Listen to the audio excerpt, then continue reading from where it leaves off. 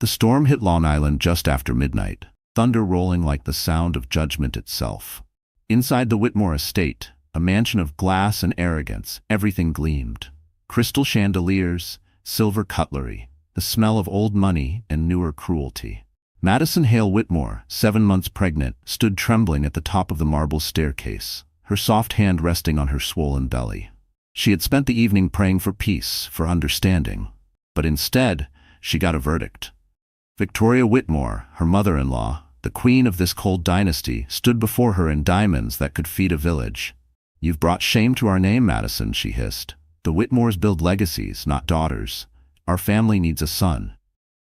At the table below, her husband, Grant Whitmore, sat perfectly still, fingers tapping his whiskey glass. He didn't look at her. He didn't defend her. He just stared through her like she was air. Next to him, Chloe Reed, his new business consultant, smirked as though she'd already replaced her. The sight of her made Madison's chest tighten with rage and disbelief. "I'm carrying your child," Madison whispered. "A daughter," Victoria snapped, slamming her glass onto the table. "A useless one." The words sliced deeper than the storm outside. Chloe chuckled softly, her red lips curling. "Don't take it personally, sweetheart. Some women just aren't built to produce heirs." The servants froze. Nobody dared breathe. The air was thick with champagne and humiliation. Madison's voice cracked. "You can't mean this. You can't throw me out." Grant finally looked at her, cold, detached. "It's for the best. You can go back to wherever you came from. My lawyer will handle the divorce papers." Lightning flashed. Her knees buckled. "Back to where I came from?" she repeated, her tone trembling between heartbreak and disbelief. "You mean the world where people actually have hearts?" But Victoria's guards were already moving. The heavy oak doors creaked open, letting the wind scream through the grand hall. One of the guards grabbed Madison's suitcase, still packed from her prenatal appointment, and set it outside in the rain. Grant turned his head away. "You'll survive.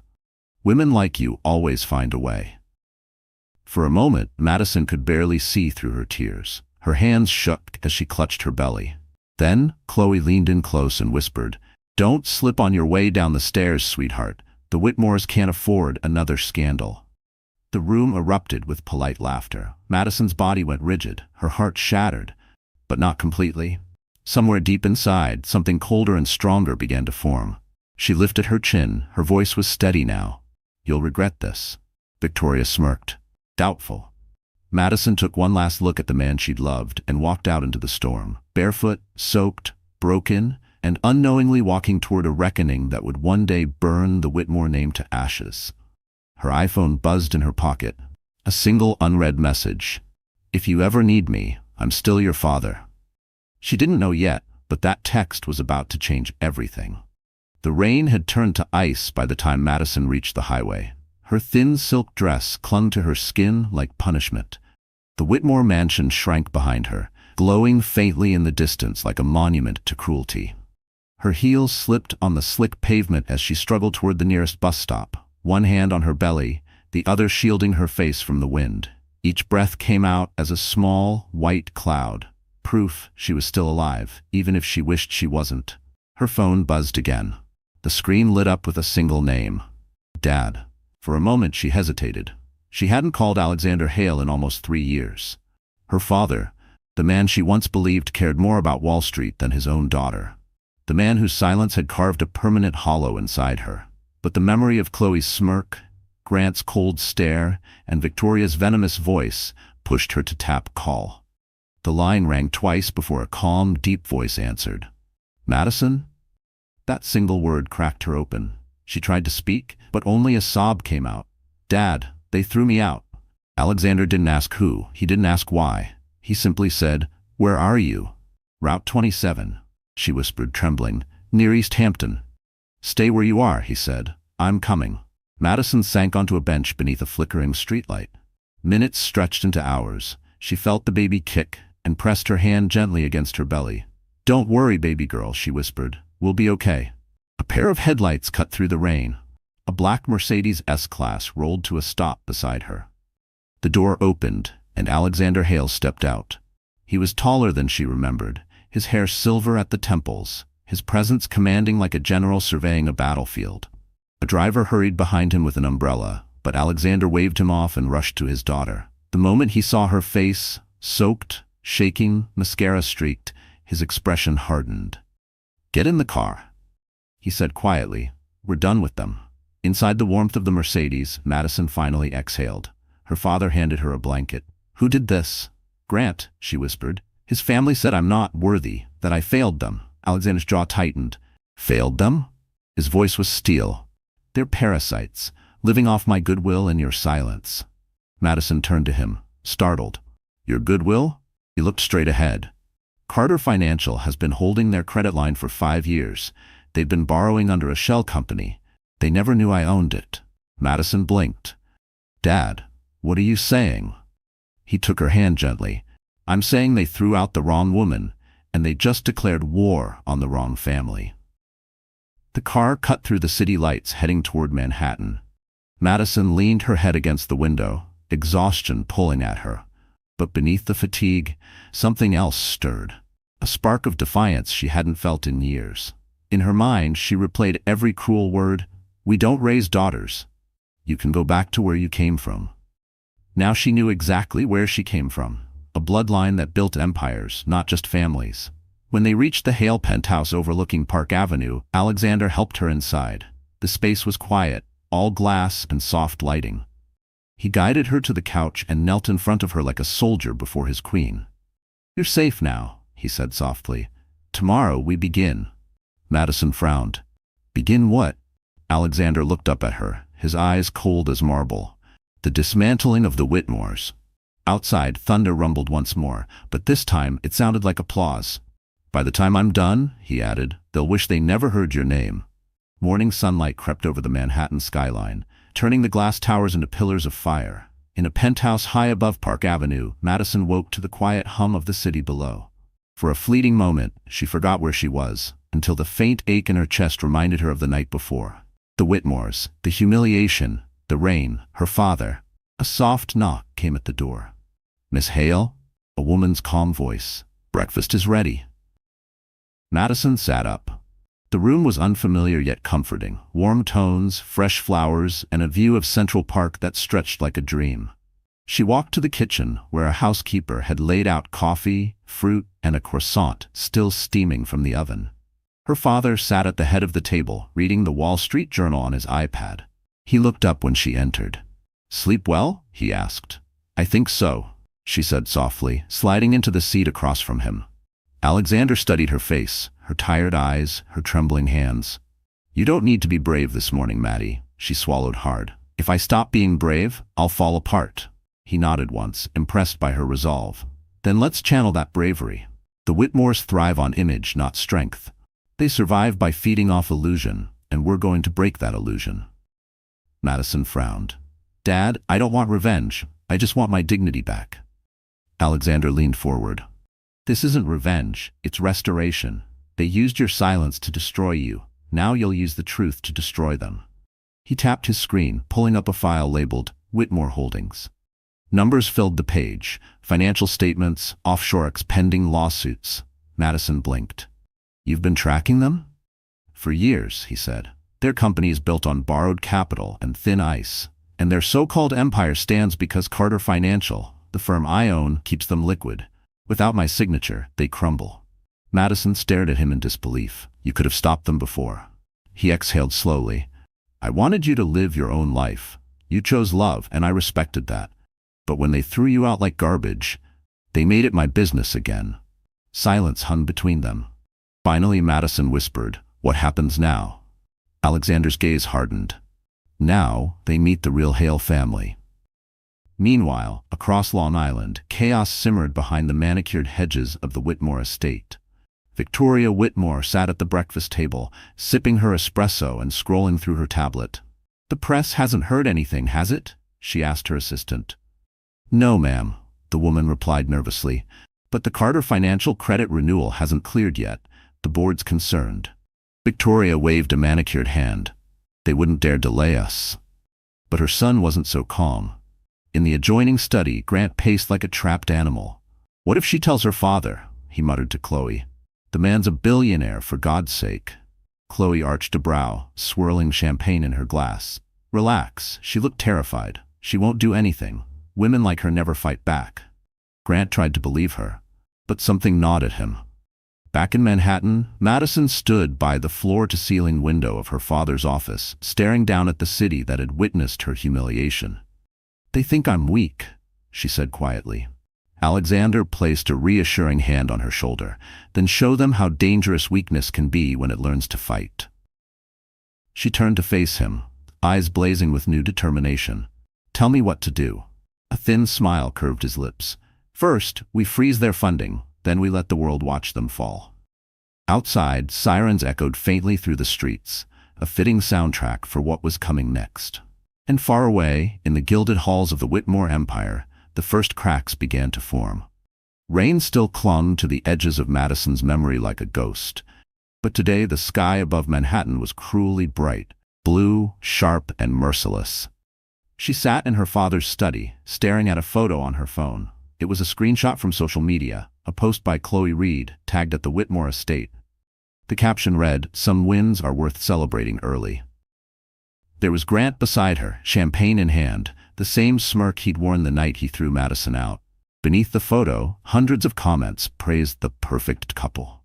The laughter behind that image was louder than thunder. Alexander looked up from his desk, where files and legal documents were stacked like ammunition. "You shouldn't look at that," he said. "I have to," Madison whispered. "I need to remember what it feels like." What feels like?" "Humiliation," she said, her voice trembling but resolute. "Because when this is over, I want to feel the opposite." Alexander's eyes softened. He recognized the same fire he once had in his youth, the quiet, dangerous kind that built empires and destroyed tyrants. "Good," he murmured. "Then let's make sure their laughter is short-lived." That afternoon, Madison sat beside him as his team of attorneys and analysts filled the boardroom.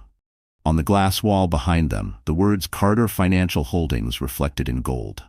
The men and women in suits looked at her with curiosity. She looked back with quiet authority. "This is my daughter," Alexander said, his tone leaving no room for condescension. "From now on, she oversees the Whitmore portfolio." A murmur rippled through the room. Madison tried to hide her surprise. "Dad, He lifted a hand. "You wanted your dignity back. Here's your chance." The chief legal officer cleared his throat. "Sir, the Whitmore's credit renewal is pending. We can stall it, but if we withdraw—" Alexander's gaze cut through him. "Withdraw it. Effective immediately." A silence heavy as stone settled over the room. Madison's heart thudded. "That will ruin them overnight," she whispered. Alexander looked straight at her. "Exactly." Hours later in East Hampton, Victoria, Whitmore's assistant, burst into the salon, pale-faced.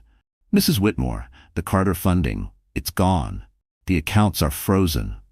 Victoria slammed her glass onto the table. "What do you mean, gone?" the woman stammered. "Carter Holdings has pulled out. Every partner bank is retracting. No one's lending. They say the credit risk is too high." Grant stormed in from the hallway, phone pressed to his ear. "They're bluffing. Carter wouldn't do that without warning." But then the voice on the other end confirmed it. Their lines of credit had been revoked. Millions gone. Chloe set down her flute of champagne, her smile faltering. "Maybe it's temporary?" Victoria's lips curled into a sneer.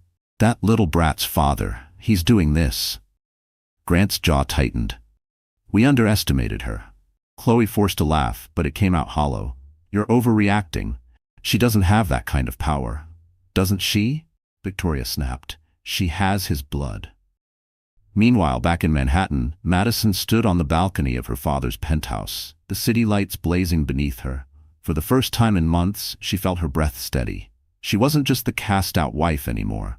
She was something else now, something stronger. Her father joined her, placing a gentle hand on her shoulder. "Do you feel better?" he asked. Madison exhaled slowly. "Not yet, but it's a start." Far away, inside the Whitmore estate, Chloe stared at her phone. Madison's social profile had just gone public again.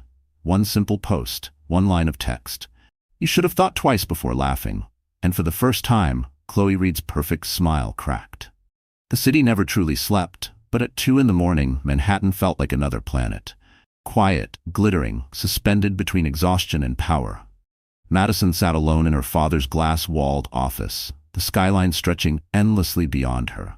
Every light in the city seemed alive, 1,000 tiny eyes watching her next move. She hadn't gone home since the funding freeze had hit the Whitmores. She couldn't sleep. Her thoughts kept circling back to the people who had laughed while throwing her out into the rain. On the massive mahogany desk lay folders filled with documents her father's team had compiled. Financial records, personal correspondences, even internal memos from Whitmore Holdings. She stared at them without really seeing, her fingers brushing the edge of a photo, her wedding day. Grant was smiling in the picture, his arm tight around her waist, his eyes gleaming with that mix of charm and arrogance that had once blinded her. Back then she'd thought it was confidence. Now she knew it was entitlement. Her father entered the office quietly, 2 steaming cups of coffee in hand. "Still awake?" he asked. Madison smiled faintly. "Barely." Alexander set a cup beside her. "You should rest. The next few days will get harder." She shook her head. "If I sleep, I'll dream about that night again." He studied her, then sat across the desk. "Do you regret calling me?" Madison hesitated, her throat tightening. "I regret marrying him. I regret trusting people who saw me as a tool. But calling you? No, Dad. I think it saved me." Alexander's gaze softened. "You've always been stronger than you think, Maddie. I just hate that it took this kind of cruelty for you to see it." A gust of wind rattled the window panes. Madison looked out at the river of headlights flowing down Park Avenue. "What happens next?" Alexander leaned back, his tone measured but sharp. "The freeze was step 1. Step 2 is exposure. Their empire isn't just weak financially, it's corrupt. They've been falsifying profit statements for years. Once that surfaces, the SEC will dismantle them brick by brick." Madison's eyes widened. "You're going to report them?" He gave a slight nod. "Under Carter Holdings' anonymous disclosure, no one will know it came from us." She felt her pulse quicken. "That's ruthless." Alexander's lips curved slightly. "No, that's justice." Down in East Hampton, chaos had turned to desperation. The Whitmores' estate, once humming with luxury, now buzzed with tension. Victoria had fired half the staff. Grant shouted into phones all day, threatening lawyers, begging investors. Chloe, usually draped across sofas in silk, now hovered nervously near the windows. "They'll fix this, right?" she asked, her voice trembling. "It can't all fall apart overnight." Grant snapped. "You don't understand how finance works." Chloe's eyes flashed. "No, Grant, you don't understand what you lost. Madison didn't just marry you. She connected you to her father's empire. Without that, you're nothing but another over-leveraged CEO waiting to implode." Grant froze. "What did you just say?" But Chloe was already walking away, muttering, "You should have treated her better." Back in Manhattan, Madison closed her eyes, exhaustion finally settling in. For the first time since that horrible night, she felt a flicker of peace. The city lights painted her face in gold and silver hues as she whispered, "For my daughter, for every woman they've crushed." Alexander rose, watching her drift toward sleep on the office couch. He pulled a blanket over her shoulders and whispered, "Rest now. Tomorrow, the world begins to see who the Whitmores really are." Outside, the clock struck 3. Somewhere across the city, the first anonymous tip landed on a journalist's desk. And by sunrise, the Whitmore name would no longer shine. It would burn. By morning, Manhattan was washed in cold silver light. Madison woke to the faint hum of her father's espresso machine and the distant sound of rain hitting the tall windows. The city felt still, as if holding its breath. On the massive TV screen in the living room, the morning news anchors spoke in bright tones about politics and Wall Street, until one of them hesitated, touching her earpiece. "Breaking news," she said. "Whitmore Holdings faces an unexpected financial freeze this morning after a major investor pulled support. Stock down 24% at open." Madison froze mid-sip. "It's happening," she whispered. Her father looked up from his phone. "Good. That's only the beginning." Across Long Island, panic spread faster than the rain. At the Whitmore headquarters, a sleek tower of glass and lies, Grant stormed through the lobby, barking orders into his phone. "Call the bank again. Tell them Carter's decision was a clerical error." His assistant trailed behind, pale and trembling. "Sir, it's not just Carter Holdings. The smaller investors are pulling out too. They're afraid of exposure." Grant spun around, fury in his eyes. "Exposure to what?" The assistant swallowed hard. "Sir, there are rumors the company falsified reports to attract funding." For a moment, Grant's face turned white. He slammed his phone onto the marble floor, shattering it. "Get my lawyer." Meanwhile, Chloe scrolled through her phone in the executive lounge, her expression unreadable. On social media, whispers of the collapse had begun to trend. Under #Whitmore scandal, journalists speculated about questionable accounting and insider manipulation. Each tweet cut closer to the bone. Victoria burst into the room, her diamond earrings catching the light like shards of glass. "Grant," she shouted. "Do you have any idea what this means? If Carter turns on us, we're finished." Grant rubbed his temples. "Mother, I'm handling it." "Handling it?" she snapped. "You've lost everything. Our contracts, our image, and our credibility. You can't even control your mistress." Chloe looked up sharply. "Excuse me?" Victoria sneered. "You think I don't know what you're here for, dear? You wanted a rich husband. Well, congratulations, you've picked the sinking one." Chloe's face went cold, but she said nothing. She just grabbed her bag and walked out, her heels clicking against the marble like a countdown. Back in Manhattan, Madison sat with her father's communications director, reviewing a draft statement. "It can't sound vindictive," she said softly. "I don't want to look like I'm gloating." The director nodded. "Understood. We'll keep it professional. Carter Holdings confirms withdrawal due to non-compliance and misrepresentation."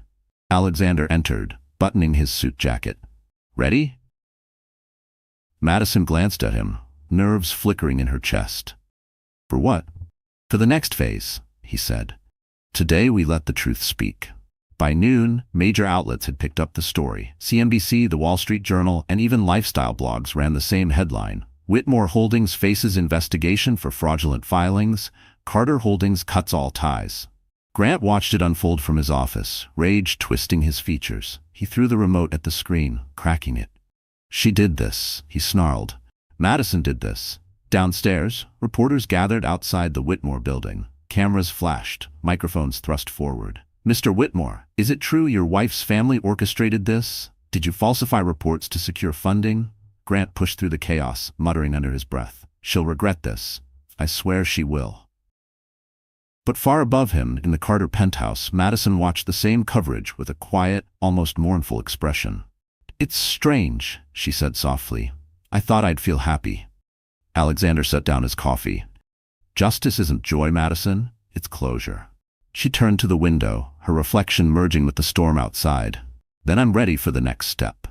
Her father gave a thin smile. "Then tomorrow, we end them publicly." And somewhere in the city, a headline editor drafted the next day's story, one that would make the Whitmores wish they'd never left. The next morning dawned gray and restless, the kind of New York day when the clouds hung low enough to touch the skyscrapers. Madison stood in front of the full-length mirror inside her father's penthouse bedroom. For the first time in months, she looked at herself not as a victim, but as a woman reborn. The bruises left by betrayal had faded, replaced by quiet determination. She smoothed her hands over the black blazer that once belonged to her mother, a woman who had built her own legacy beside Alexander Hale before her untimely death. Behind her, the bedroom door opened. Alexander entered, his tie perfectly knotted, his presence sharp as steel. "You ready?" he asked. Madison turned. "For what?" "For the board meeting," he said. "You're coming with me." She blinked. "I can't. I'm not part of Carter Holdings." Alexander's voice was calm but firm. "You are now." He handed her a slim folder embossed with gold lettering. Carter Holdings, Board of Directors. Beneath her name, in clean black ink, was a title that made her breath hitch. Vice President of Corporate Ethics and Compliance. Her fingers trembled as she traced the words. "Dad, why?" "Because optics matter," he said. "They threw out a pregnant woman like she was nothing. Now, the world will see that woman standing beside me when I make the announcement that destroys them." An hour later, the elevator doors opened into the Carter Holdings executive floor. The air smelled of espresso, ambition, and quiet fear. Every employee turned to look as Alexander walked through the glass corridor with his daughter beside him. She could feel their eyes, curiosity mixed with awe. The boardroom was sleek and cold, the city skyline stretching behind it like a stage. Madison took her seat at her father's right. He adjusted his cufflinks, looked around the table, and said simply, "Gentlemen, it's time to make our move." A slide appeared on the screen. "Whitmore Holdings, Preliminary Audit Findings." One by one, Carter's analysts presented evidence: misreported earnings, hidden accounts, falsified invoices. The data was irrefutable. By the end of the presentation, no one spoke. Alexander leaned back, his tone almost casual. "Once we hand this over to federal authorities, Whitmore Holdings will collapse within 48 hours. One board member cleared his throat nervously. "Sir, that could trigger a market ripple. The Whitmores still hold minor stakes in our coastal logistics projects." Alexander's gaze cut through him like glass. "Not for long. Pull everything connected to them." Then he turned to Madison. "Would you like to add anything?" For a second, she froze. Then she stood, her voice quiet but steady. "The Whitmores taught me something important," she began. "They taught me how easily cruelty hides behind wealth, how greed dresses itself in respectability. But they forgot one thing: power built on injustice never lasts." A murmur of approval rippled through the room. Madison sat down, her pulse racing. Her father's proud smile was small but unmistakable. Meanwhile, across Long Island, Victoria Whitmore was on the phone with her legal team. "Stop this story before it spreads," she barked. "We can't afford an investigation." But the attorney's voice was grim. "It's too late, Mrs. Whitmore. Carter Holdings has already submitted the audit to the SEC. They're untouchable." Victoria's hand shook as she ended the call. Grant entered, his face ashen. "Mother, what did they do?" She looked at him, her composure cracking. "They exposed everything. We're finished." Grant sank into a chair, disbelief painted across his face. "She's really doing this. Madison's behind it all." Victoria's tone was sharp as broken glass. "No. Her father is. She's just his weapon." But deep inside, Victoria was wrong. Madison wasn't anyone's weapon anymore. She was fire forged by betrayal, burning on her own terms. And tomorrow the entire city would watch her rise from the ashes the Whitmores tried to bury her in. That night, Manhattan pulsed with electricity. Bright lights, honking cabs, and the restless hum of people chasing power. Madison stood by the window of her father's penthouse, her reflection caught between the city and the storm within her. The news networks were still ablaze with coverage of the Whitmore downfall. Financial reporters spoke in urgent tones about fraud, collapsed shares, and lawsuits.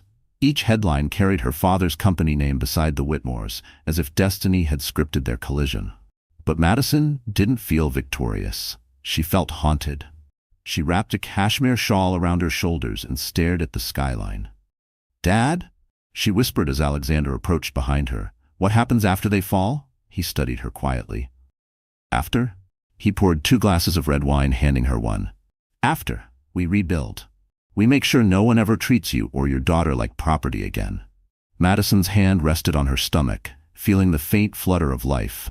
"She kicked again," she said softly. Alexander's voice broke its usual steel.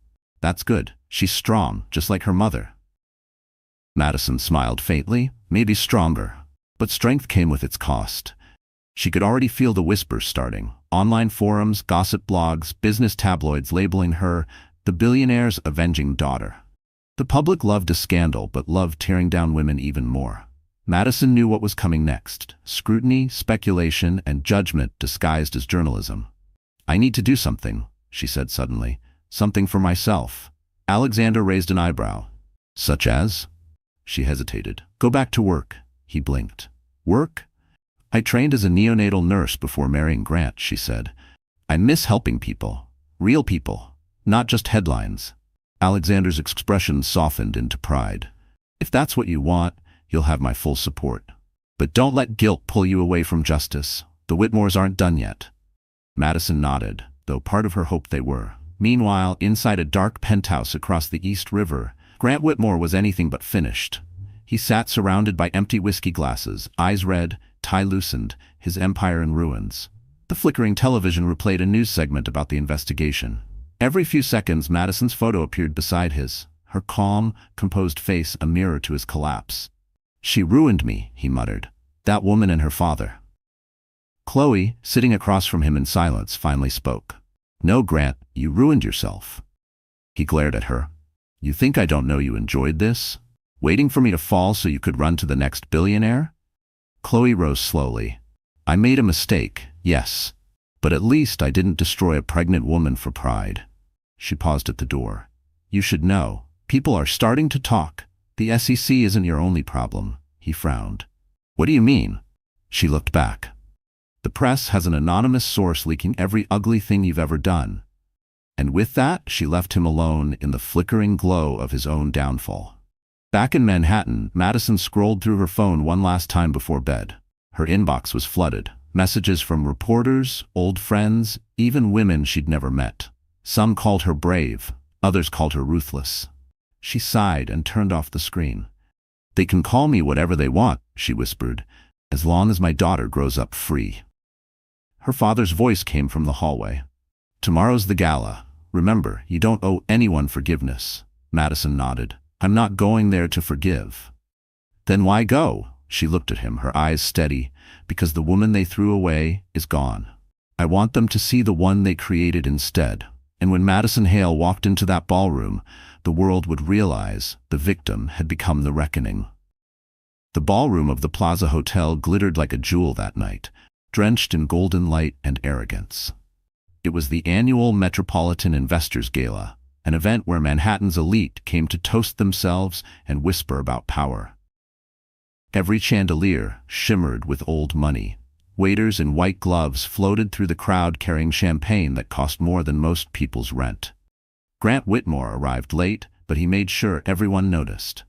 His tuxedo was immaculate, his smile calculated, and at his side was Chloe Reed, her red gown clinging to her like sin. The whispers started the moment they stepped through the marble archway. Some murmured about the investigation, others smirked about Madison. Grant heard it all but pretended not to care. We'll make a statement tonight, he told Chloe through gritted teeth. They think they can destroy me. I'll show them I'm still standing. Chloe forced a smile, though her eyes darted nervously toward the cameras. Just keep your cool, Grant. This crowd loves confidence, not desperation. Across the ballroom, a hush began to ripple. Heads turned toward the grand staircase. Madison Hale was there. The light seemed to shift toward her, as if the room itself recognized who the real story was. She descended slowly, one hand resting on her growing belly, the other brushing the polished railing. Her gown was black velvet, sleek and simple, designed to command attention without begging for it. A single diamond necklace glimmered at her throat, the same one her husband had once given her, now returned to battle. But she wasn't alone. At her side walked Alexander Hale, the man Wall Street whispered about but rarely saw. In his tailored suit, he exuded the kind of quiet authority that made lesser men shrink. Cameras flashed, reporters leaned in, and within seconds the whispers turned to awe. Oh my God, that's her father. Alexander Hale? He's here? Whitmore's finished. Grant froze mid-sentence, his smirk collapsing. For the first time that night, he looked small, just another man out of his depth. Madison met his eyes across the room. Her expression was calm, unreadable. There was no anger, no tears, just a quiet, devastating poise. She didn't have to say a word. The silence between them screamed everything he'd thrown away. Victoria Whitmore, who had insisted on attending despite the scandal, turned pale. She wouldn't dare show her face here, she hissed.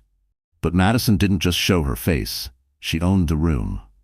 As she and Alexander approached the center of the ballroom, the event host rushed to greet them, microphone trembling slightly in his hand. Mr. Hale, Miss Hale, an honor to have you here this evening. Alexander nodded politely. We don't intend to stay long, just long enough to make an announcement. Grant's face drained of color. Announcement? He muttered. The host hesitated. Of course, Alexander's voice carried across the hall. Carter Holdings has officially completed its acquisition of Whitmore Holdings' remaining assets. The crowd gasped. Effective tomorrow, all divisions, shares, and properties will fall under Hale Industries. Grant's glass shattered against the floor. Victoria surged forward. You can't do this. This is extortion. Alexander turned to her, his tone as cold as the marble beneath them. No, Mrs. Whitmore. This is consequence. Madison stepped beside him, her gaze steady. And justice, she said softly. For every woman you silenced, every voice you crushed. Reporters swarmed. Cameras clicked like gunfire. Chloe took a step back, visibly shaken. Grant tried to speak, but his voice broke. Madison, please. She cut him off with a whisper that carried across the ballroom. You threw me out for giving life, and tonight I'm the reason your empire dies. The crowd erupted into murmurs. Alexander placed a protective hand on her shoulder. We're done here. As they turned to leave, Madison looked back one last time. Grant stood in the middle of the ballroom, surrounded by flashing lights, but completely alone. And somewhere deep inside, he realized the cruelest punishment wasn't losing money. It was watching the woman he discarded rise higher than he'd ever reach again. The morning after the gala felt like the aftermath of an earthquake. Newspapers across New York screamed the same headline in bold black letters: Whitmore Empire collapses overnight, Carter Holdings seizes control. Stock tickers bled red across every major network. Television anchors repeated the story with incredulous excitement. Sources confirmed that Madison Hale, the estranged wife of Grant Whitmore, appeared at the plaza alongside her father, billionaire Alexander Hale, announcing the full acquisition of Whitmore Holdings following a federal investigation. The footage from the gala looped endlessly. The moment Madison walked down the stairs, Grant's shattered expression, Victoria's outrage, and Alexander's final, ice-cold declaration. The world watched the mighty fall, and they couldn't look away. Inside the penthouse, Madison sat quietly at the breakfast table, her hands wrapped around a cup of tea. The city outside glowed pale under the winter sun. Alexander stood by the window, phone in hand, coordinating lawyers, accountants, and publicists. When he finally hung up, he turned to her. "It's done," he said simply. "The Whitmores are bankrupt. The federal inquiry is official." Madison didn't smile. "So that's it? It's really over?" Alexander nodded. "Over. For them. For you, it's just beginning." Her eyes flickered toward the TV, where commentators dissected her every expression. "Some call her the Ice Queen of Wall Street," one said. "Others call her the woman who brought justice to the old money patriarchy." She sighed. "I didn't want to become a symbol." Alexander's voice softened. "You didn't choose it. It chose you." Meanwhile, across the East River, Grant sat alone in his stripped-down apartment, the penthouse already repossessed. The once proud CEO was now a broken figure in an undershirt, staring at eviction papers. His reflection in the window looked hollow, unshaven, unrecognizable.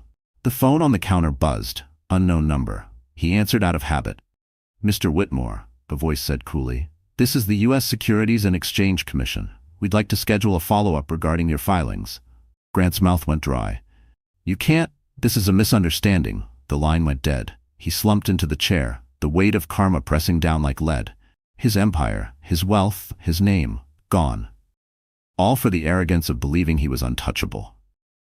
At the same moment, Chloe Reed stood outside a federal building downtown, clutching a folder. Inside were files, emails, bank transfers, invoices, proof of everything the Whitmores had done. She handed it to a journalist from the New York Times. "Just make sure the truth gets out," she said. The reporter looked up. "Why are you doing this?" Chloe gave a small, sad smile. "Because she never deserved what we did to her." By afternoon, the news had a new twist. Anonymous source confirms internal corruption. Whitmore family under criminal investigation. The downfall was complete. That evening, Madison walked through Central Park alone. The snow had started to fall, soft and slow, blanketing the city that had once mocked her pain. She stopped by the frozen lake, feeling the weight of silence. For the first time in months, she wasn't angry. She was free. A familiar voice called behind her. "You should be inside. It's freezing." She turned. A tall man in a dark coat approached, a face she recognized from one of her father's meetings. Nathan Cole, Carter Holdings general counsel and one of Alexander's most trusted allies. He handed her a scarf. "Your father sent me to make sure you're not out here plotting world domination alone." She laughed softly. "Maybe just a little." Nathan studied her for a moment. "You know, Madison, it's rare to see someone lose everything and come back stronger." "I didn't lose everything," she said, touching her belly. "I still have what matters." Snowflakes clung to her lashes as she smiled. Tired, beautiful, reborn. Nathan hesitated, then offered his arm. "Dinner? Or do you have another empire to dismantle first?" Madison smiled wider. "Dinner sounds nice." As they walked toward the glowing city, her phone buzzed with a notification. Breaking. Whitmore family faces indictment. She slipped it back into her pocket. Some stories didn't need her attention anymore. Because the chapter that began with betrayal was ending in peace, and the woman they threw away was now untouchable. Days passed, but the storm Madison unleashed still rippled through Manhattan's power circles. Every newspaper headline, every business podcast, every investor meeting carried the same question. How did the Whitmore dynasty collapse so fast? The answer, whispered across Wall Street, was simple. Madison Hale. In the penthouse office of Carter Holdings, Madison sat before the panoramic view of New York City, dressed in a crisp white blouse and tailored blazer. Her father's chair, the one once seen as untouchable, was empty for the first time in decades. Alexander had gone to Washington for a Senate hearing, leaving Madison to oversee operations. The staff moved around her with quiet respect. Only weeks ago, many of them had seen her as the boss's daughter, a name cushioned in privilege. But now they looked at her differently, with the kind of wary admiration reserved for survivors who turn pain into authority. A soft knock came at the door. Nathan Cole stepped in, his expression composed but alert. "You're trending again," he said, placing a tablet on her desk. Madison raised an eyebrow. "Let me guess, another op-ed calling me ruthless?" He smiled slightly. "Not this time. This one calls you the woman who changed the rules." She glanced at the headline, "From Victim to Vanguard, How Madison Hale Redefined Corporate Accountability." Beneath it, a photo of her from the gala, calm, poised, powerful. She leaned back, almost amused. "I didn't redefine anything. I just refused to stay quiet." Nathan studied her. "That's exactly what makes it revolutionary." Outside, snow drifted past the windows like falling ash. Madison stared out at the skyline, the city that had once broken her. "Do you think people really change, Nathan?" she asked quietly. He tilted his head. "Some evolve, others get exposed." She smiled faintly. "Then I guess the Whitmores were both." Across the East River, Grant Whitmore sat in a sterile interrogation room, his wrists cuffed loosely to the table. Federal investigators flipped through thick folders of evidence. The once polished CEO now looked hollow, a shadow of the man who had laughed her out of his life. "Mr. Whitmore," an agent said, "we have enough evidence to proceed with criminal charges, wire fraud, tax evasion, and falsified documentation." Grant stared at the table. "Can I make a deal?" he asked weakly. The agent glanced at his partner. "That depends. What do you have to offer?" Grant hesitated. "Information about the Whitmore accounts offshore, ones my mother controlled." The agents exchanged a knowing look. The walls were closing in. Meanwhile, Victoria Whitmore was packing her jewelry into velvet cases when the doorbell rang. Two federal marshals stood outside, warrant in hand. Her icy composure cracked as they read her rights. "You can't arrest me," she hissed. "I built this family." One marshal replied evenly, "And you destroyed it." By nightfall, both mother and son were booked. Their photos splashed across every major news outlet. At the same time, Madison sat quietly in her office, the city lights reflecting off her glass desk. Nathan entered again, holding 2 cups of coffee. "It's done," he said softly. "They're in custody." Madison didn't react immediately. She just exhaled, slow and heavy, as if releasing a decade of buried pain. "Then it's really over." Nathan nodded. "For them. For you, it's a new beginning." She turned to face him, her voice low but steady. "You know what's strange? I don't feel triumph. I just feel free." He smiled gently. "That's what justice feels like when it's clean." She looked down at the steaming coffee, then up at him. "Thank you, Nathan, for standing by me when no one else did." He shrugged. "You didn't need rescuing, Madison. You just needed reminding who you were." Outside, the snow stopped falling. The streets glowed gold under lamplight. Madison rose from her chair, gazing out over the city. "For the first time in years, I don't owe anyone anything. Not apology, not explanation, not pain." Nathan stepped closer. "Then let's build something new from that freedom." She smiled faintly. "Yes, something that lasts." And as Manhattan glimmered below, Madison Hale, the woman once discarded, realized she no longer lived in the shadow of power. She was the power. The following week, the city pulsed with whispers about Madison Hale. Business television hosts debated her next move, influencers quoted her speeches, and tabloids dissected every expression she wore in public. What had once been a scandal had transformed into a phenomenon. But Madison didn't feel like a phenomenon. She felt tired. Sitting on the terrace of the penthouse, she watched the gray Manhattan skyline fade beneath a winter sunset. The city looked quieter from above, almost peaceful, if you ignored the sound of her phone buzzing every few seconds. Interviews, speaking requests, investors eager to partner. Everyone wanted a piece of her story. Her father stepped outside, 2 glasses of water in hand instead of their usual wine. You look like someone who hasn't slept in days, Alexander said. Madison gave a small, weary smile. Sleep feels like a luxury lately. He sat beside her. You don't have to keep fighting now. You won. She shook her head. That's the thing, Dad. Winning feels hollow. Alexander studied her quietly. You thought justice would heal everything. I thought it would make me whole again, she admitted. But all I did was destroy what destroyed me. I didn't build anything new yet. Alexander nodded slowly, his gaze turning thoughtful. Then maybe it's time you build. He pulled out a thin envelope and placed it in front of her. Inside was a letter, handwritten, sealed with the Carter Holdings insignia. Madison opened it and froze. It was a transfer of ownership, 40% of Carter Holdings. Her name printed clearly beneath the words primary successor. Dad, what is this? She whispered. You're ready, Alexander said simply. You didn't just take revenge, you restored balance. That takes leadership, not rage. You've earned this. Madison's throat tightened. I don't know if I want it, he smiled faintly. That's exactly why you should have it. The ones who crave power don't deserve it. The ones who doubt it, those are the ones who lead wisely. Before she could respond, her phone rang again. Nathan's name lit up the screen. She answered. Nathan? His voice came through, low but urgent. You should turn on Channel 7. Madison grabbed the remote. The television flickered to life, revealing live coverage outside the federal courthouse. Reporters swarmed as Grant Whitmore exited in handcuffs, cameras flashing like lightning. Behind him, Victoria was escorted by marshals, her face a mask of fury and disbelief. The anchor's voice filled the room. Breaking, Grant and Victoria Whitmore formally charged with securities fraud, tax evasion, and conspiracy. Sources confirm full cooperation from an anonymous insider believed to be Chloe Reed.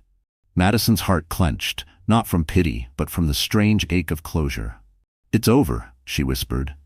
Nathan's voice softened on the line. No, Madison. It's over for them. You're just beginning. She hung up, setting the phone aside. The room fell quiet except for the hum of the city below. Her father rose, straightening his jacket. You should rest, Maddie. Tomorrow's announcement will change everything. What announcement? She asked. He smiled mysteriously. The world needs to know the next leader of Carter Holdings. I'll make it official at the shareholders' dinner. Madison's pulse quickened. You're going to name me? He nodded. It's your legacy now. As night fell, Madison stood by the window, her reflection merging with the city lights. For the first time, she didn't see the woman who was thrown out, humiliated, or betrayed. She saw an heir, a builder, a protector. She whispered softly to the tiny heartbeat within her, You'll never be told you're not enough. Not while I'm here. And somewhere below, in the city that had once crushed her, a new empire quietly began to rise. One led by a woman who had learned that real power isn't inherited, it's earned. The morning of the Carter Holdings shareholders' dinner arrived with the kind of tension that clung to the air before a thunderstorm. Madison stood in her dressing room, her reflection framed by soft golden light. The black silk gown she wore was understated yet commanding, its clean lines whispering power rather than shouting it. For the first time, she didn't feel like she was dressing to prove anything. Tonight wasn't about revenge. It was about legacy. Her father entered, already in his classic charcoal suit, tie perfectly knotted, expression unreadable. You look like your mother, he said quietly. Madison smiled faintly. She would have told me to add earrings. She'd also tell you not to let anyone mistake kindness for weakness. He handed her a small box. Inside lay a pair of diamond studs, her mother's. Wear them, he said. They remind people that grace can be sharper than steel. As they rode together in the black Mercedes through the city, flashbulbs already burst outside the Park Hyatt, where the dinner was held. The invitation-only event drew every major investor, journalist, and political figure within 200 miles. Everyone wanted to witness the return of Alexander Hale and his daughter, the new power duo of Manhattan finance. Inside the ballroom, chandeliers shimmered, glasses clinked, and whispers followed them wherever they went. There she is. That's Madison Hale, the one who took down the Whitmores. She felt every eye on her, but this time she didn't shrink from it. She met the gaze of every person who once looked through her and smiled as if she already owned the room. Because, in a way, she did. At the main table, Alexander stood to speak first. The crowd hushed instantly. Ladies and gentlemen, he began, his voice rich and steady, Carter Holdings has always stood for strength through integrity, but tonight I want to talk about renewal, about the power that comes from rebuilding after destruction. He turned toward his daughter. I built this company to last beyond me, and tonight I name its future. A collective breath swept through the room. Madison felt her pulse quicken. Alexander smiled, not at the crowd but at her. Please welcome the new Chief Executive Officer of Carter Holdings, Madison Hale. The applause that followed was thunderous. Cameras flashed. Investors rose to their feet. Madison froze for a split second, then stood, every nerve alive. She walked to the podium as her father stepped back, pride glinting in his eyes. The microphone hummed softly as she leaned forward. Thank you, she began, her voice calm yet resonant. A year ago, I was sitting in a different room, signing away a marriage and a decade of my life. I thought I'd lost everything, but sometimes losing everything is what sets you free. The room fell silent. She looked out at the sea of faces, some supportive, some skeptical. I learned that legacy isn't about bloodlines or last names. It's about courage, the courage to do what's right when it's hardest. She paused, letting her words hang in the air. Carter Holdings will lead differently. We'll stand for transparency, for accountability, for people over power. Because the real empire isn't built in boardrooms, it's built in the lives we change. The applause this time was different, softer, more sincere. Even the reporters lowered their cameras to listen. When she stepped off the stage, Nathan was waiting near the edge of the crowd. You were extraordinary, he whispered. She smiled, her heartbeat still racing. I didn't plan any of it. That's what made it real. Across the ballroom, Alexander watched quietly, the faintest trace of a tear glinting before he blinked it away. He turned to one of his advisors and said, My daughter just became the future of this city. And for the first time in her life, Madison Hale didn't feel like she was standing in anyone's shadow. She was the light, and the world had finally turned to see her shine. The morning after Madison's appointment as CEO, New York City pulsed with a rare kind of electricity. Every major newspaper and financial outlet splashed her image across their front pages. From divorce to dynasty, Madison Hale takes the helm. It should have been the beginning of peace, the start of her new chapter. But Madison knew better. Power never came without ghosts. She sat in her new office, her father's old one, on the top floor of Carter Tower. The skyline stretched endlessly before her, the glass reflecting a woman who had learned to turn pain into armor. Yet even armor had cracks. Her fingers traced the edge of a photo on her desk, her wedding day, the moment before the lies began. The intercom buzzed. Miss Hale, there's someone here asking to see you, her assistant said. I told you, no walk-ins, Madison replied. I know, ma'am, but she says it's urgent. Her name is Chloe Reed. Madison froze. The name cut through her like a blade. Send her in. The doors opened, and Chloe stepped inside. Gone was the glittering PR girl with champagne confidence. The woman standing before her now was pale, composed, and trembling just enough to betray fear. She wore a simple beige coat, her makeup understated. For the first time, Chloe looked human. Madison, she said softly, you look different. Madison folded her hands, her tone cool. Being betrayed tends to do that to a person. Chloe exhaled. I deserve that. But I came to tell you something. Make it quick. Chloe reached into her bag and pulled out a flash drive, placing it on the desk between them. This contains the last of the Whitmore accounts, offshore funds your ex-husband and his mother kept hidden. It's proof of full embezzlement. Madison eyed it, but didn't reach for it. Why give this to me? You already turned on them once. Because they turned on me too, Chloe said, her voice shaking. Victoria promised protection, but when things fell apart, she framed me for the falsified invoices. The only reason I'm not in prison is because your father's lawyers intervened indirectly through the investigation. Madison leaned back, studying her. And now you want redemption? Chloe's eyes glistened. No, I want forgiveness. Silence filled the office. The only sound was the muted hum of traffic 30 floors below. Madison finally spoke, her voice steady but sharp. Forgiveness isn't a currency you can trade, Chloe. But this. She nodded at the flash drive. This helps. Chloe lowered her gaze. I'm leaving New York, starting over somewhere nobody knows my name. Good, Madison said softly. Start over as someone better. When Chloe left, Madison sat alone for a long moment staring at the drive. She plugged it into her laptop, the screen filling with documents, statements, and wire transfers that confirmed everything. The Whitmore scandal was deeper than anyone imagined. Nathan entered just as she was scanning the files. "You're not resting, are you?" She smiled faintly. "Apparently justice doesn't sleep." He stepped closer, reading the screen. "That's damning. The Department of Justice will eat this alive." "Good," she said. "Let them." As Nathan looked at her, something in his gaze shifted, admiration mixed with concern. "You're incredible, Madison, but be careful. The higher you rise, the more people will try to pull you down." She met his eyes. "Then I'll learn to fly higher."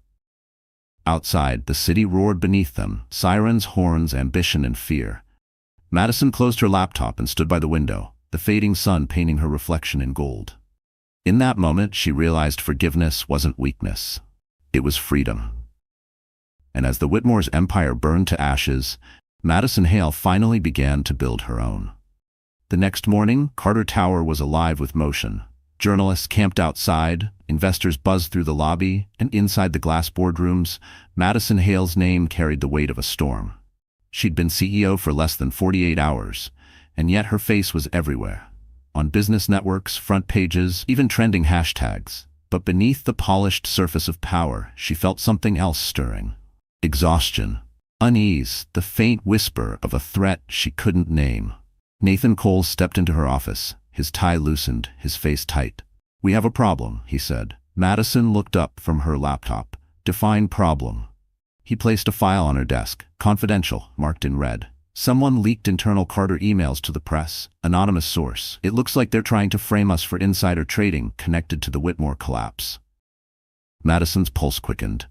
"That's impossible. We did everything legally. Who would?" "Someone inside," Nathan interrupted. "Maybe one of the old Whitmore associates still on payroll. The story's not public yet, but if it leaks, it'll taint everything you've built." She rose from her chair, crossing to the window where the skyline glittered like glass blades. "After everything, they're still trying to destroy me." Nathan watched her carefully. "You've changed the game, Madison, and when you change the game, you make enemies." For a long moment, she said nothing. Then she turned, her voice calm but lethal. "Then we find them before they find us." Meanwhile, in a dimly lit apartment across town, a man hunched over a laptop, his face illuminated by the glow of the screen. The file transfers blinked. "Confidential data sent," he smirked. On his wrist glimmered a gold watch, engraved with fading initials. G.W. Grant Whitmore wasn't finished. The scandal had taken everything from him, his empire, his reputation, his freedom. But even under indictment, he'd found a way to crawl out of the wreckage. He'd sold the last of his assets, paid off a minor clerk at a hedge fund, and now, from the shadows, he planned to take down the woman who had taken everything from him. "She thinks she's untouchable," he muttered. Clicking send. "Let's see her survive this." Back at Carter Tower, Nathan's phone buzzed. He checked it, frowning. "Madison, you need to see this." She turned toward the massive television on the wall. A live broadcast flashed across the screen, an anchor speaking with feigned neutrality. "Breaking news. New allegations have surfaced, suggesting insider trading within Carter Holdings during the collapse of Whitmore Industries. Sources claim emails implicate newly appointed CEO Madison Hale." Her blood ran cold. "That's impossible," she whispered. "Those documents, they're forged." Nathan nodded grimly. "But perception moves faster than truth." Her assistant burst into the room. "Ma'am, the stock is dropping, 10% in the last 15 minutes. Alexander Hale's voice thundered through the speakerphone a second later. "Maddie, stay calm. We'll handle this." But she wasn't calm. She was furious. "Dad," she said, gripping the edge of her desk, "this isn't just business. This is war." That evening, as the city darkened, Madison met Nathan in the private conference room. "We traced the leak," she said. "Every IP address, every digital signature. I don't care what it takes." Nathan hesitated. "If Grant's behind this, and I think he is, you'll have to face him again." Her jaw tightened. "Then let him come. He wanted a war. I'll give him one." Outside, thunder rolled over Manhattan, mirroring the chaos brewing within. On a cracked screen across town, Grant watched the news and smiled as Carter's stock ticker flashed red. He lifted his glass of whiskey and whispered, "Your turn to fall, Madison." But what Grant didn't know was that Madison Hale had already prepared for the storm. And this time, she wasn't the one about to break. Rain lashed against the glass walls of Carter Tower as Madison paced her office like a caged lion. The storm outside was nothing compared to the one unfolding within the markets. In less than 12 hours, Carter Holdings had lost 15% of its stock value. Headlines screamed words like corruption, insider trading, and fraud. She could almost feel the eyes of Wall Street watching, waiting for her to fall. Nathan Cole entered, phone in hand, his usual composure fraying. "Madison, we traced the digital breach. It came through a proxy server in Brooklyn. But it's messy. Whoever did this knew what they were doing." "Grant," Madison said coldly. "It has to be him." Nathan nodded. "Maybe, but he's not working alone. Someone inside is feeding him information." Madison turned toward the window, her reflection fractured by streaks of rain. "Then we find the traitor, tonight." He hesitated. "You haven't slept in 2 days. Let me handle this." She shook her head. "This isn't just a data leak, Nathan. This is my life, my child's future, my father's legacy. I'm not sitting this one out." The clock ticked past midnight. The two of them sat side by side in the dim conference room, surrounded by screens filled with cascading lines of code and internal message logs. Madison's eyes burned, but her focus didn't waver. "There," she said suddenly, pointing to an anomaly. "That IP. It's rerouted through an old employee login, finance division." Nathan zoomed in. "Employee ID 2941B. That's..." He stopped. Madison frowned. "That's who?" "Clara Whitmore." Madison's blood ran cold. Victoria's niece, the quiet one who had stayed on after the takeover, claiming she wanted to rebuild her life. Madison had trusted her. "She's the leak," Madison whispered. Nathan straightened. "Do you want me to call security?" "No," Madison said slowly, her voice sharp with resolve. "I'll handle this myself." An hour later, Clara was escorted into Madison's office, soaked from the rain, trembling. "Miss Hale, I can explain." Madison sat behind her desk, the lights dimmed to a soft glow. Her tone was calm, but her eyes were lethal. "You sold information to Grant Whitmore." Clara shook her head frantically. "No. He blackmailed me. He said if I didn't send him data, he'd expose my family, my mother's debts." "Stop," Madison interrupted. "You made a choice." Tears welled in Clara's eyes. "I didn't mean to hurt you. I just wanted it to stop." Madison leaned forward. "Do you still have contact with him?" Clara nodded weakly.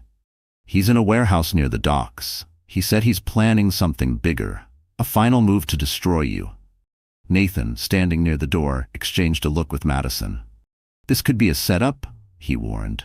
Madison's lips curved into something halfway between anger and resolve. "Then let's walk right into it." 3 hours later, the rain had turned to fog as a black sedan pulled up near the Brooklyn waterfront. Madison stepped out first, her heels clicking against the wet pavement. Nathan closed behind. Inside the warehouse, the air smelled of rust and desperation.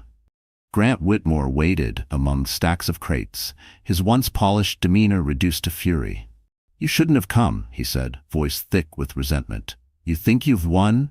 You stole everything from me." Madison met his gaze. "No, Grant, you threw everything away when you traded your soul for greed." He laughed bitterly. "You think you're clean? You're just your father's daughter, born into corruption." She took another step closer, unflinching. "Maybe, but unlike you, I don't hide from my choices." Before Grant could respond, Nathan hit a switch on his phone. Hidden cameras lit up red. Madison's voice was calm as she said, "You're confessing on federal record, Grant. Everything you just said, your crimes, your lies, it's over." Grant's face twisted in shock. "You set me up?" She smiled coldly. "No, you set yourself up." Outside, sirens wailed in the distance. And as Grant Whitmore was taken away in handcuffs once more, Madison realized this wasn't just revenge. It was closure written in justice, sealed by truth. The morning after Grant's arrest broke like a cleansing wind over Manhattan. For the first time in months, the headlines no longer screamed chaos. They whispered consequence. Disgraced CEO Grant Whitmore arrested in sting operation. Carter Holdings clears name, gains market confidence. But while the world celebrated her triumph, Madison Hale felt no victory, only the quiet hum of exhaustion that follows survival. She sat in her father's office, the faint light of dawn spilling across the polished wood. The city below stirred awake, unaware that history had shifted again overnight. Nathan entered with 2 coffees, the familiar warmth in his voice breaking the silence. You did it, he said softly. It's over. Madison accepted the cup, her hands steady, but her eyes distant. No, Nathan, it's never really over. Every victory costs something. He tilted his head. What did this one cost you? She looked toward the skyline, where clouds bruised the edge of the morning. A little more of my peace. Before Nathan could respond, her phone buzzed, a message from an unknown number. She opened it cautiously. One sentence appeared. You may have caught him, but you'll never escape what he left behind. Madison's blood ran cold. Who sent it? Nathan asked, already moving closer. She handed him the phone. No name, no number trace. Nathan's expression hardened. Could be one of Whitmore's old partners, thought Rizzi. They might still be holding accounts he controlled. Or it's another threat, Madison said, forcing her voice to stay calm. Either way, I'm not letting them scare me again. Nathan placed a reassuring hand on her shoulder. Then we finish this properly. We dig until there's nothing left of his empire. Across the East River, in a luxury holding cell meant for white-collar criminals, Grant Whitmore sat on the edge of his cot, his hands shaking.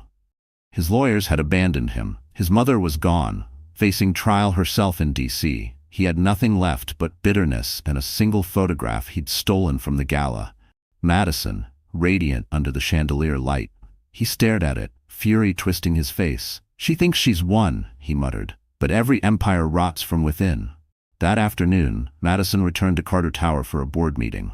The conference room was filled with whispers and congratulatory smiles. Investors applauded her decisive leadership. Stock prices had rebounded. Carter Holdings was stronger than ever, yet beneath the applause, something in Madison felt uneasy. Her father sat beside her, serene but calculating. Enjoy the calm, Maddie, he said, because storms always return. She looked at him curiously.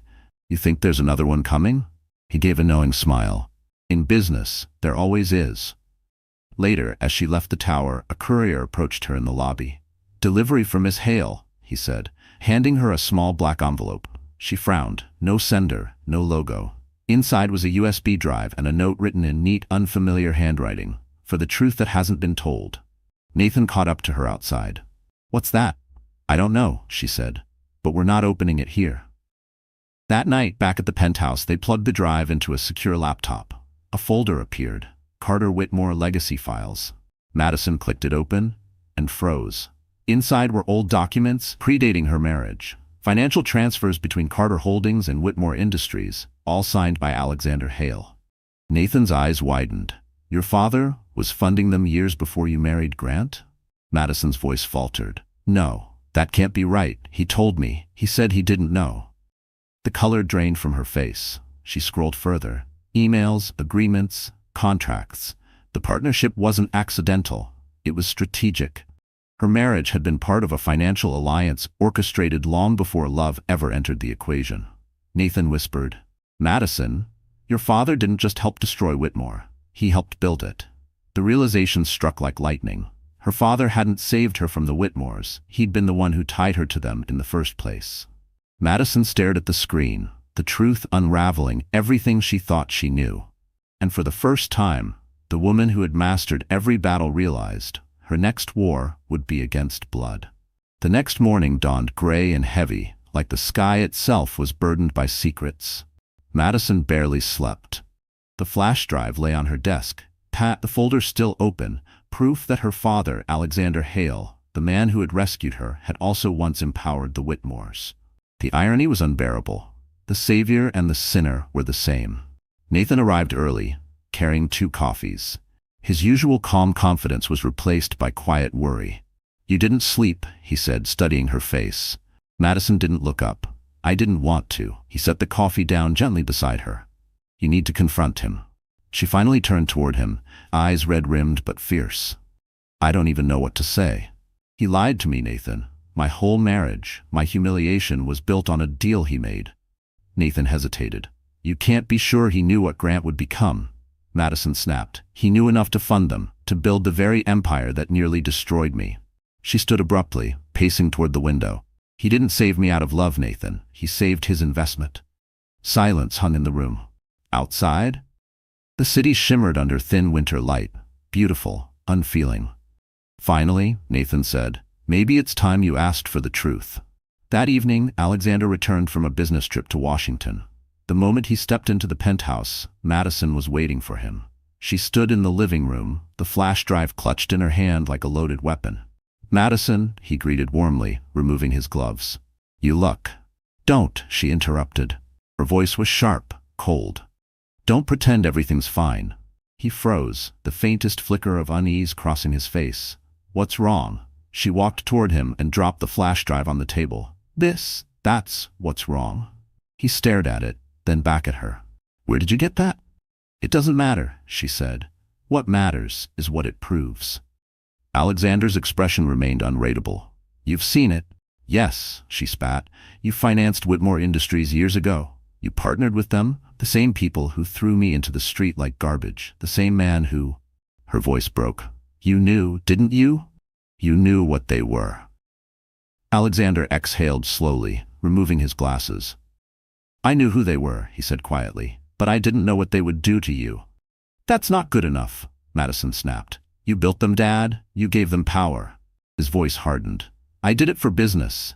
The Whitmores controlled crucial infrastructure, and I needed their shipping contracts. It was never personal." "Never personal?" she repeated, disbelief turning to fury. "You made me personal collateral. My marriage was your alliance." Alexander's silence was answer enough. Tears burned in her eyes, but she refused to let them fall. "You used me." "I protected you," he said firmly. "When they turned on you, I destroyed them." "No," she said, shaking her head. "You cleaned up your own mess." He stepped closer. "Everything I did was for our family." "Family doesn't manipulate," she whispered. "Family doesn't sacrifice love for leverage." He sighed, tired, proud, unbending. "You've always been emotional, Madison. That's your weakness." She met his gaze with pure steel. "And your weakness is thinking emotion makes people weak." Nathan, who had stood silently near the doorway, finally spoke. "Mr. Hale, you should leave her alone tonight." Alexander's eyes flicked to him, cold and assessing. "You think you can protect her from the truth? The world isn't built on feelings, Mr. Cole. It's built on power." Madison stepped between them. "Then maybe it's time someone tore that world down." Her father studied her for a long moment, then nodded once, slow, deliberate. "Be careful what you wish for, Madison. You're my daughter, and power always leaves blood on its hands." He walked out, the echo of his footsteps slicing through the silence. Nathan touched her shoulder gently. "You okay?" She didn't answer. Her eyes stayed fixed on the door. Because deep down, Madison Hale knew this was no longer a war against the Whitmores. It was a reckoning against her own blood and the empire that made her who she was. The following days passed like a storm that refused to end. Madison barely spoke to her father. She went through her duties at Carter Holdings with perfect professionalism. Board meetings, investor calls, public statements. But beneath that polished calm, she was unraveling. Every decision she made felt tainted by his shadow. Every success carried the echo of his manipulation. Nathan noticed. He always did. One night, after another 12-hour day, he found her alone in the boardroom, the city lights flickering against the glass walls. "You can't keep this up," he said gently. Madison didn't look up. "If I stop moving, I'll start thinking." He leaned against the doorway. "Then maybe you need to think. You found out your father built the empire you destroyed. That's not something you just bury." She finally looked at him, her eyes cold but tired. "If I let this consume me, I'll become him." Nathan walked closer, voice steady. "You're not him. You care. That's what separates you." She wanted to believe that. But the truth gnawed at her. Somewhere deep down, she could feel her father's ruthlessness stirring in her blood. The next morning, she received an encrypted email. The subject line read, "He's selling it all." When she opened it, her heart dropped. Attached was a contract. Alexander Hale negotiating a private sale of his shares in Carter Holdings to a foreign conglomerate. If finalized, it would shift control of the company away from her entirely. "Dad," she muttered under her breath, fury rising like fire. She stormed into his office without knocking. He was on the phone, his voice calm, rehearsed, the tone of a man who had always expected obedience. "End the call," she said sharply. He glanced at her, annoyed. "Madison, not now." "Now," she demanded. He hung up slowly, folding his hands. "You're angry. I assume you saw the deal. You're selling Carter Holdings? My company? After everything?" He leaned back, unfazed. "Our company. And yes, consolidation is necessary. The global market is shifting. Don't, she snapped. Don't turn this into business jargon. This isn't about the market. This is about control. He sighed. You're emotional again. Her laugh was sharp, bitter. You keep saying that like it's an insult. You built an empire on cold logic, and all it did was destroy every life it touched. He stood, towering over her, his voice low and deliberate. You wouldn't have this power without me. Don't rewrite history. You are where you are because I made you strong. Her voice cracked, but not from weakness. No, I am where I am because I survived you. For the first time, Alexander's composure faltered. Be careful, Madison. You're walking a dangerous line. She stepped closer, meeting his eyes without flinching. So are you. A long silence filled the room, thick as glass. Then she spoke quietly, each word cutting like a blade. If you go through with that sale, I'll expose everything. Every deal, every offshore account, every manipulation. You think the Whitmore's downfall was brutal? Wait until you see what happens when the world learns that the great Alexander Hale built his fortune on deceit. His expression hardened. You wouldn't dare. She smiled coldly. Try me. That evening, Madison met Nathan in a quiet cafe near Central Park. The snow was falling again, soft and relentless. He studied her face, reading the exhaustion and fire mixed behind her calm. You confronted him. Yes, she said, staring out the window. And now I think I've started a war I might not win. Nathan reached across the table, his hand brushing hers. Then don't fight it alone this time. She looked at him, really looked, and saw not pity but partnership. Someone who believed in her, not her name. Madison exhaled slowly, a small, tired smile forming. No more running, she said. If my father wants a war, I'll end it the same way I ended the last one, on my terms. Outside, the snow fell heavier, coating the city in white. And somewhere high above, Alexander Hale stood by his office window, watching the same snowfall, whispering to himself, let her fight. That's how she becomes unstoppable. Snow blanketed Manhattan in silence, muting the chaos that had defined Madison Hale's life for months. But inside Carter Tower, war was brewing. The boardroom glowed under the cold fluorescent lights as Madison stood at the head of the table, her expression calm, but her pulse racing. Every director in the room looked uneasy. On the screen behind her, the words "Proposed Sale of Carter Holdings Shares, Alexander Hale" gleamed like a verdict. Her father sat at the opposite end of the table, immaculate as always, navy suit, silver cufflinks, posture that radiated command. Let's not dramatize this, Alexander said smoothly.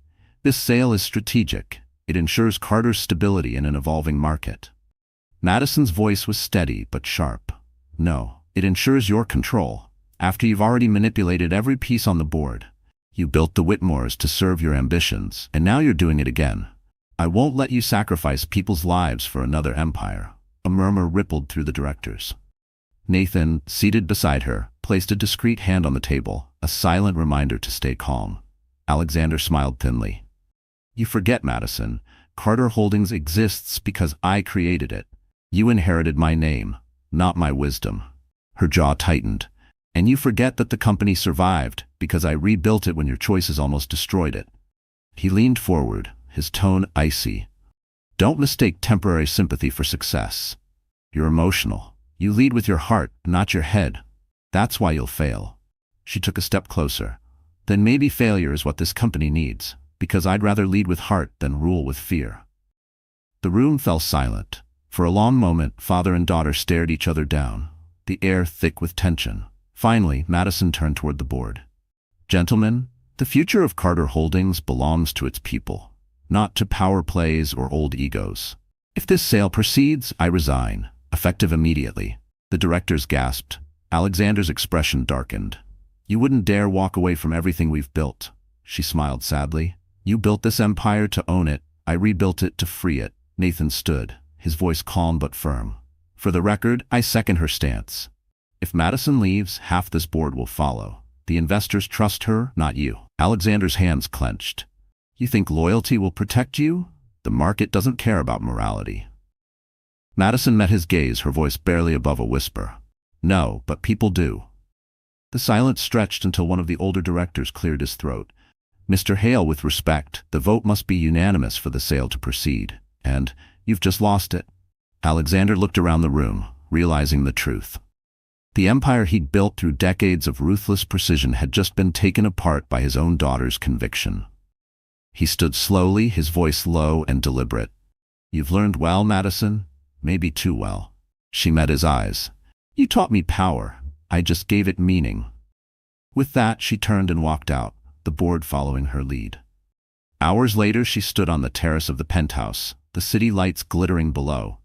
Nathan joined her, 2 glasses of champagne in hand. "You did it," he said softly. Madison exhaled, her breath clouding in the cold air.